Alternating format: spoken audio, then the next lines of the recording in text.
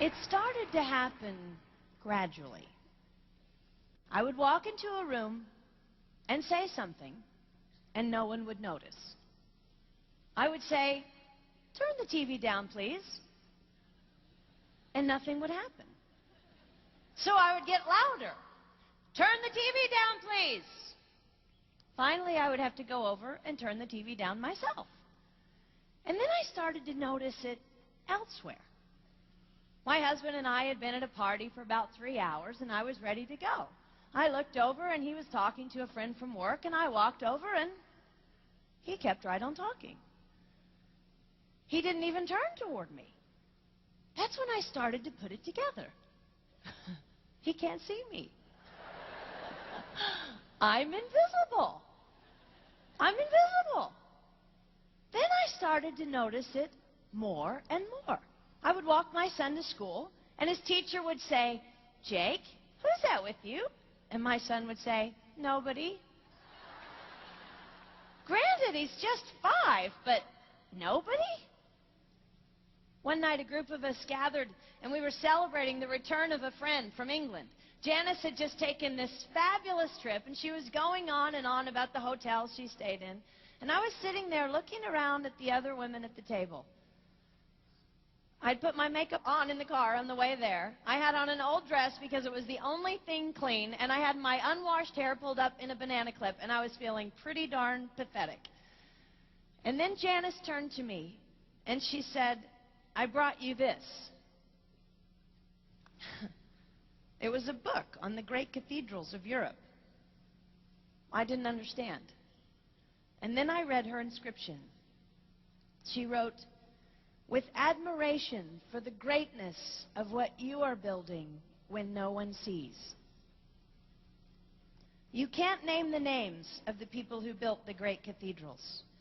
Over and over again, looking at these mammoth works, you scan down to find the names, and it says, "Builder, unknown, unknown, unknown." They completed things not knowing that anyone would notice. There's a story about one of the builders who was carving a tiny bird inside a beam that would be covered over by a roof.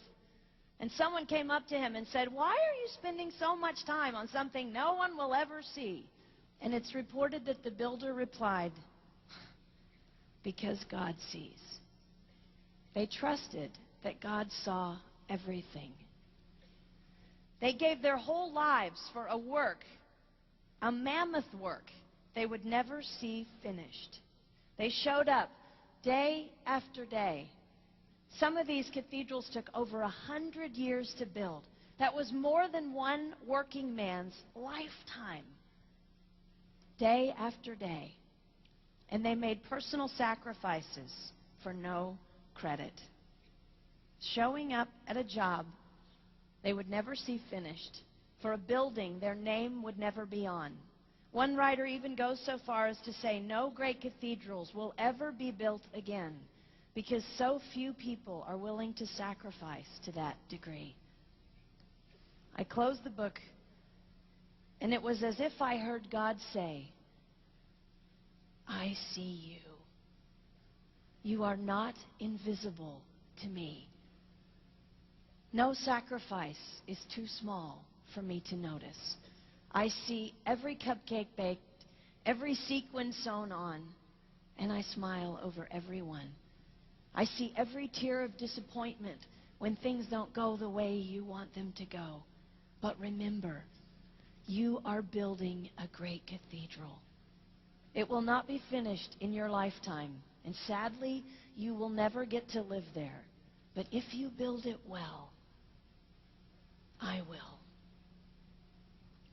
At times, my invisibility has felt like an affliction to me. But it is not a disease that is erasing my life. It is the cure for the disease of self-centeredness.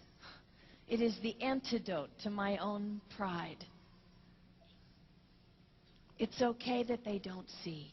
It's okay that they don't know. I don't want my son to tell the friend he's bringing home from college, "You're not going to believe what my mom does. She gets up at 4 in the morning and she bakes pies and hand-bastes a turkey and she presses all the linens." Even if I do all those things, I don't want him to say that. I want him to want to come home. And secondly, I want him to say to his friend, you're going to love it there. It's okay that they don't see. We don't work for them. We work for him. We sacrifice for him. They will never see. Not if we do it right. Not if we do it well. Let's pray that our work will stand as a monument to an even greater God.